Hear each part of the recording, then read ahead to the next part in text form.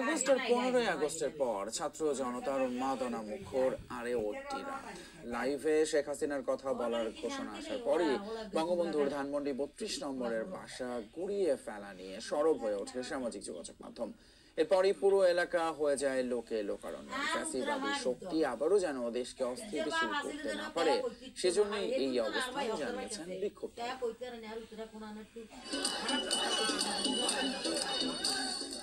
এর আগে ছাত্র জনতার এমন উল্লাস শেষ দেখা গিয়েছিল 15 আগস্ট। সেই রাতের মতো বুধবার রাতেও ছিল ফ্যাসিবাদী শক্তির বিরুদ্ধে ছাত্র জনতার ক্ষোভের বহিঃপ্রকাশ।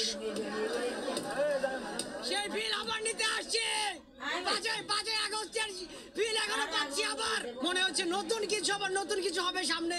এই ধরনের কোনো দুঃসাহস না দেখাতে পারে, সেই জন্যই আজকে আমাদের এই কর্মসূচি। তাদের রাগটা কত বেশি এটা অনেক মানুষ বুঝতেছে না। আমি দেখতে আসছি রাগটা কত বেশি।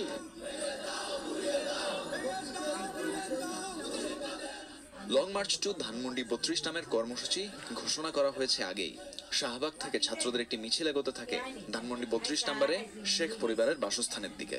রাত 9টায় আওয়ামী লীগের ভেরিফাইড ফেসবুক পেজ থেকে লাইভে আসেন শেখ হাসিনা।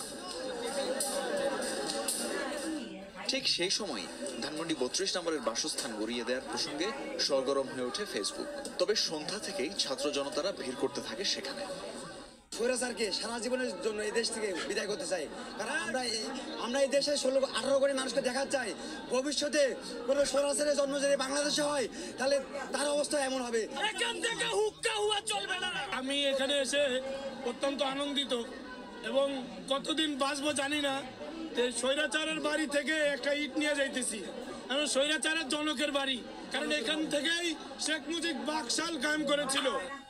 তবে শুধু ভেঙে গুড়িয়ে দেয়াই নয়, এই উপলক্ষে অনেকে মেতে ওঠে আনন্দ উল্লাসে। এই উদযাপনে যোগ দিতে আসে হাজার হাজার মানুষ। পুরো এলাকায় ছাত্র জনতার তিল ধারণের ঠাঁই থাকে না। ফ্যাসিবাদের দোসরদের যারা শেল্টার দিবে তাদের অবস্থাও ঠিক এরকমই হবে। ভারতীয় দালাল যে শেখ হাসিনা, সে ভারত থেকে যে আমাদেরকে বিবৃতি দিচ্ছে এবং এই আওয়ামী লীগ, এই ছাত্রলীগ, সন্ত্রাসী সংগঠনগুলোকে মদত দিচ্ছে, এর প্রতিবাদে আজকে আমরা আসছিলাম। আমাদেরকে 15টা বছর এখান থেকে যেতে দেয় না। সব স্থাপনা ভাঙতে বুলডোজারের অপেক্ষায় ছিল সাধারণ মানুষ। পরে রাত 11:15টার দিকে শুরু হয় ক্রেন আর বুলডোজারের কার্যক্রম।